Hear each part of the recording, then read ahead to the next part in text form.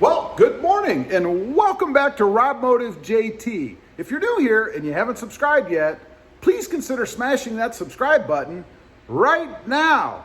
So today I'm going to talk about two confusing Jeep Gladiator features explained.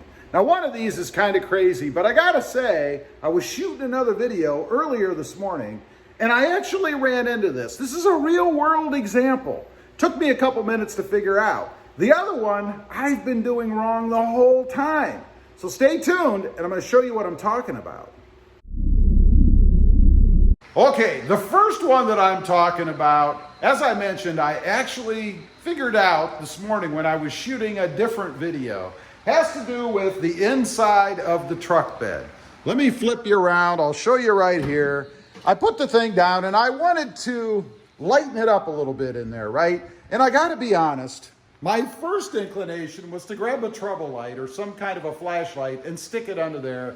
And then I thought, wait a minute, I have cargo lights under here. Now, if you look, if you got this option with yours, I have a light right there. It's an LED light and another light right there, as well as the outlet, the power outlet. So I was looking around because I was going to shoot this video, you know, and I thought, well, there must be a switch in here, right? Because I'm at the back of the bed. I want to turn on those lights. There must be a switch in here somewhere, but there is no switch. And I know some of you may be aware of this because maybe you use it more frequently, but to be honest, I rarely use that light. So then I figured, well, there's no switch back here. Maybe it comes on when the door is open, which is not true, by the way. That's not how it works. So I went up here to the front, started nosing around a little bit, and I will admit, I looked around all over the place. I looked over here in the center stack. I thought, well, maybe there's a switch there, and there wasn't. I looked over on the door. No, nothing there. And then I came to this area, and I focused right here on the light switch because this is where the lights are, right? And I thought, well, maybe you flip these a little bit because these are confusing in their own. Wasn't that. And then I noticed down here, and you may notice, but I didn't, it says 115 volt AC with a plug. That's what I saw. And right below it, it says cargo. Go figure, right? Again, I didn't even see the cargo part. I admit it. It's right in front of my face. I didn't see it. So I decided to go ahead and push the button anyway, still not realizing that was there. Maybe it was the lighting. I'm wearing sunglasses. I don't know. So I pushed the button like so. There we go. And then I went around to the back hoping that indeed something happened, and it did. And you can see the lights are on right now. Lights it up nicely in there. And of course, if it were dark, that would be plenty of light because they are pretty bright LED lights. Again, I know it's kind of a crazy thing. Amazing that I didn't realize or see that word right there. Would have made things a lot easier, right? But I didn't. Just one of those things. You ever have that happen? It's right in front of your face and for some reason you just can't see it? I don't know. Now, this second one, I got to admit, I didn't really figure this one out until this morning either. I must be a bit lacking or something. And I'm talking about the fuel door, the fuel area, and the gas cap holder. You know, if you pop this puppy open, you can see there's this right here, this little nub, this little ridged area.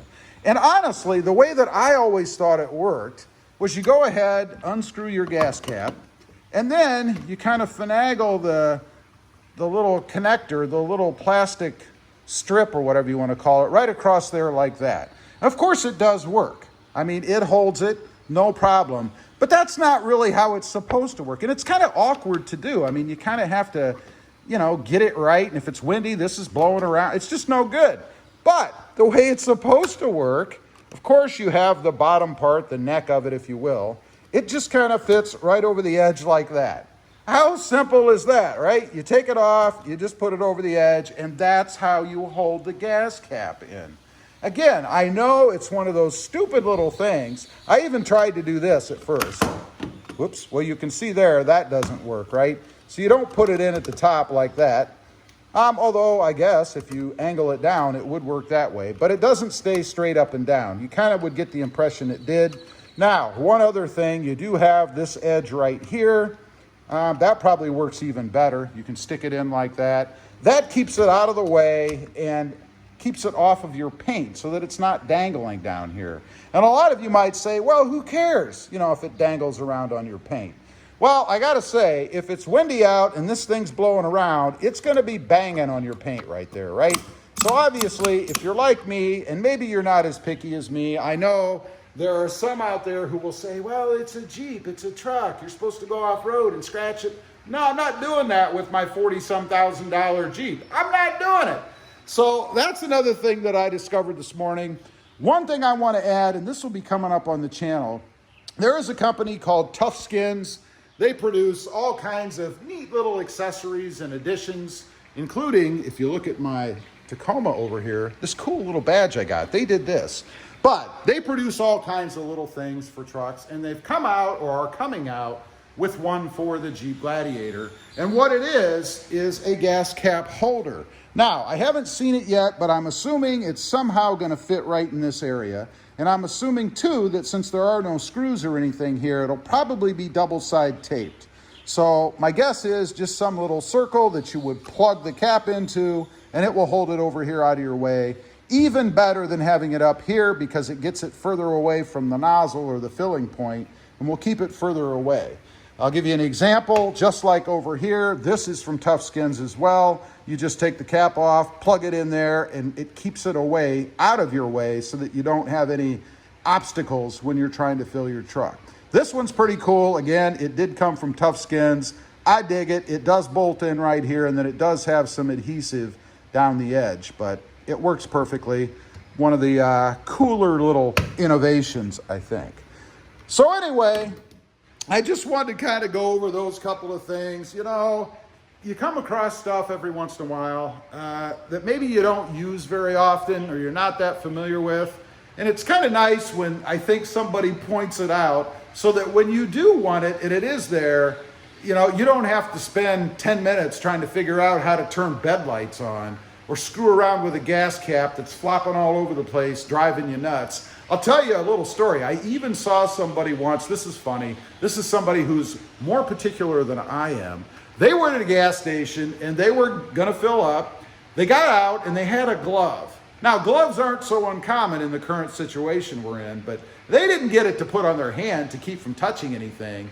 They used it to stick the cap inside and then let it dangle there so it didn't contact their paint. Now, I'm sure there was probably some kind of a mechanism on their vehicle. I don't remember what it was. It was a truck. But some kind of mechanism to hold that gas cap. But either it didn't function very well or they just thought this idea was a little bit better. So I'm not the only one that's concerned about those kind of things. Anyway, leave a comment. Let me know. Is there anything you've discovered, some little feature or function that might be a bit obscure? Leave a comment. Let me know. I could learn something too. Also, real quick, I do have 2 additional channels. The first is Rob Motive, all about my 2020 Toyota Tacoma. And the second is Rob Motive Tundra, all about my quest for the new redesigned Tundra coming out at the end of this year. Check them out, and if you're interested, why not subscribe? Don't forget to click that notification bell so that you don't miss out on any upcoming videos. And do me a favor, smash that subscribe button on the way out. Thanks for watching. Stay safe out there.